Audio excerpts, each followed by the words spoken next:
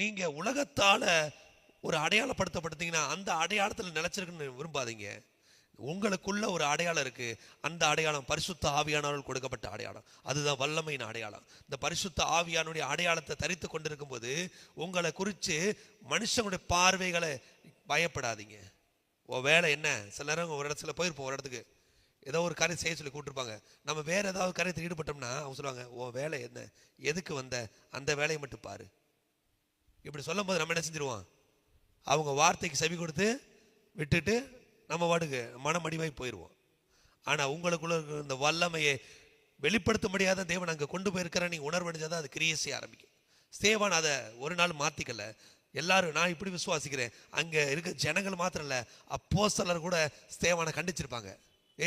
வேலை என்ன, பரிமாற வந்து அந்த வேலையை மட்டும் பாரு. ஏன் இந்த காரியம் சொல்ல முடியுதுன்னா, யோசேப்புடைய தரிசனத்தை கோத்திரங்களின் பிதாவாகிய யாக்கோபாலையும் அறிஞ்சு கொள்ள முடியல. அப்ப சேவானுக்குள்ள இருக்க அபிஷேகத்தை ஆதி அப்போஸ்தலர் அறியாம இருக்கிறவங்க பெரிய விஷயம் கிடையாது.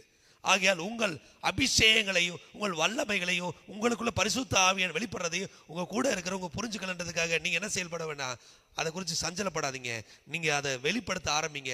அப்பதான் உங்களை குறித்த தடைகளை மாற்றி உலகத்தின் காரியத்தில் ஆண்டவர் விடுதலையாக்கி உங்களை மேன்மையான இடத்துக்கு கொண்டு போக முடியும்.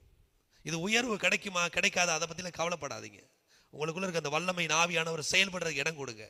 நீங்க போன இடம், போன சூழ்நிலை, போன காரியம் எதுவாக வேணும் இருக்கலாம், அந்த இடத்துல கர்த்தருடைய ஆவியானவர் உங்களை வல்லமையினால் வெளிப்படுத்துவதற்கு ஆயத்தம் உள்ளவராக இருக்கா, நீங்க அதுக்கு விட்டு கொடுத்து ஆகணும். இல்லையா? சில நேரங்களில் நம்ம போயிட்டு நம்ம அடக்கிக்கிருவோம். அதெல்லாம் செய்ய வேண்டாம். நம்ம என்ன செய்யணும்? தாராளமாக ஆண்டவரே என்னை பயன்படுத்தும், இந்த இடத்துக்கு நான் வந்ததுக்கு ஒரு நோக்கம் இல்லையா, பயன்படுத்தும்.